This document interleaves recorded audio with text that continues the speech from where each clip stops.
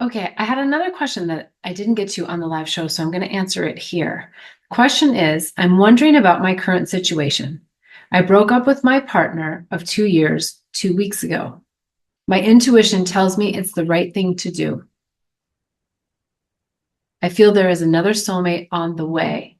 Can you confirm if I've done the right thing and why this other person relationship feels so important and when it might come or who it is? What are the wounds, soul lessons that have held me and my previous partner together? Okay, there's a couple of questions all here, all wrapped into one. So the first one I want to go to is absolutely trust your intuition on this.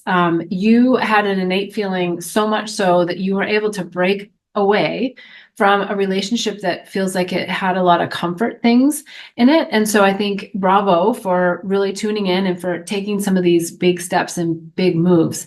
Now, when you're saying that you're feeling this other partner coming in, that may be the case. However, what I'm getting is that that other partner is actually your higher self telling you that there is a new blossoming of your soul and of your purpose and what you're here to do on planet Earth, and that your previous partner was someone who may have been very loving, but that there was a discord between the two of you as far as your spiritual awakening ascension journey, and that he wasn't or she wasn't able to have the the right template in place for them to be able to help you and to catapult you moving forward. So it feels very like soul. What comes to mind is to say misalignment, but I don't necessarily mean that you are completely misaligned. I mean, like on your soul's journey, that there's a misalignment as far as like where you're headed. And so that excitement and that feeling about someone else could be another partner, but I'm getting almost even more strongly that it is possibly a project or a position or a place that you're supposed to go, something you're supposed to do. And without having broken this commitment and this tie to this other partner, you are going to get held back. So I'm getting that more than anything. And even if it is a person, what is so important, as I feel you already know, is to go deep into your own self-love, your own self-worth, and yeah, getting through anything that has to do with loneliness. Sometimes, and it might not be for you, it may be for the collective, but sometimes we stay in relationships out of comfort because we don't want to be alone.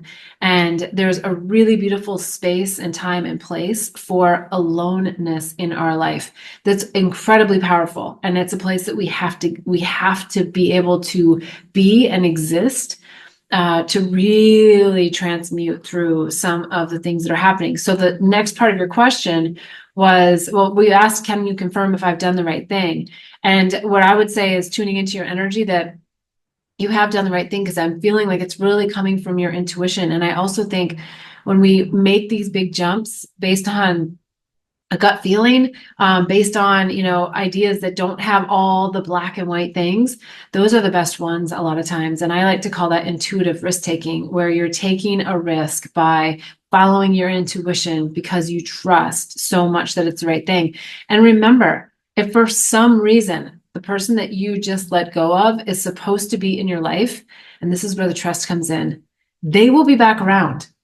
They will be. It's not, and the movie Sliding Doors comes to mind. I don't know if you ever watched that with Gwyneth Paltrow, that no matter which, track of events that you take, she ends up with the same partner in the end.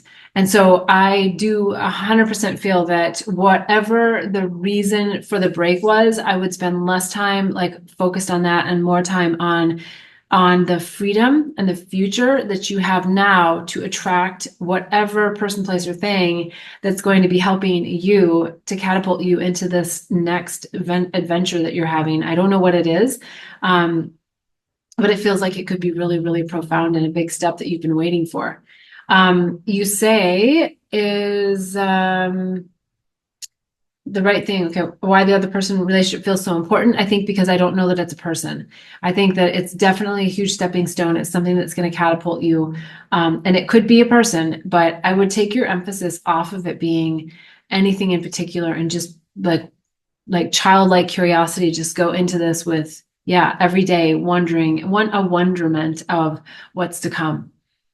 And being really happy in the moment of now, right? Anchored into your own self-love and what you're here to do, and maybe even doing some of that journaling and just really that inner wisdom stuff. And what comes to mind to say as well is get out your journal and just start writing down the questions that you're even asking me, because then you're tuning into your intuition as well. Like, why is it, and then just let the pencil or pen write itself. Don't think about it. And like, sometimes we want to get into the mind and think about things, but don't do that. Just write, just let the pencil. I prefer to write with pen and paper, as opposed to typing, but you can type. It's just, there's, I think, a process that happens, in our brain chemistry. I don't know if it's true or not, but it is for me, that oftentimes that this motion can really be powerful for me. What are the wounds soul lessons that have held me and my previous partner together? That one I don't have a clear hit on specifically, other than the word loneliness keeps coming up and companionship keeps coming up. That you were comfortable enough, whatever that means to you. Like, something about your relationship felt comfortable.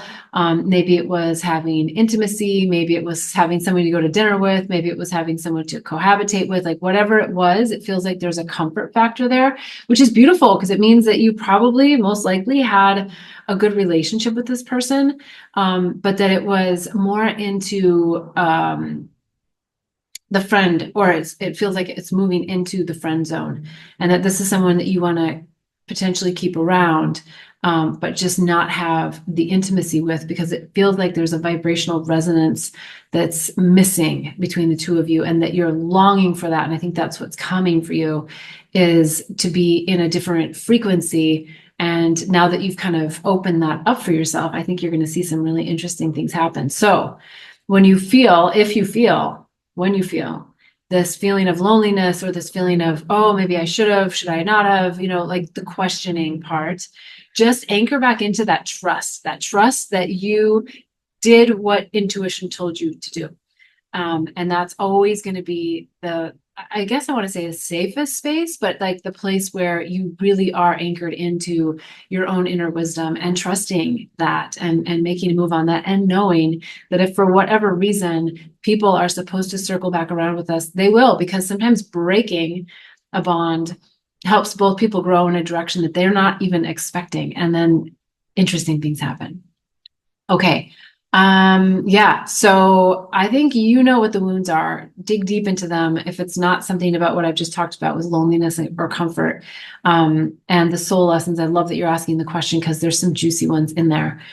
Without just a little bit more information, I'm not going to try to dabble too much into that, and especially knowing that I don't have you on with me live right here at this moment. But I'm always happy to do a one-on-one session if you'd like to schedule one, and come back to next week's show, ask more questions, and I look forward to seeing you again really soon. All right. Thank you. Each week, I am so excited that you're here with me. I love having you on live. I also love having you on replay, and I would love to know what your state of the heart is, because here on the show, we get to the heart of the matter. So if you go to bethbell.me, you'll be able to fill out the state of the heart assessment. You'll get some great tips and tools and the following emails, and there's a plethora of resources on the website. There's the Awakening and Healing Handbook, lots of tips, tools, techniques, and modalities that can help you on your awakening journey. Many other handbooks, like the herpes handbook. I know a lot of people get, what are you talking about herpes? But it's also about the viruses of the mind, and whether you know someone that's in this situation or not, chances are you will have encountered viruses of the mind that we all need to let go of. So you can always schedule a one-on-one session with me as well on the website, bethbell.me. I'm wishing you bliss and love until we meet again next week at 11:11 on Sundays. Namaste.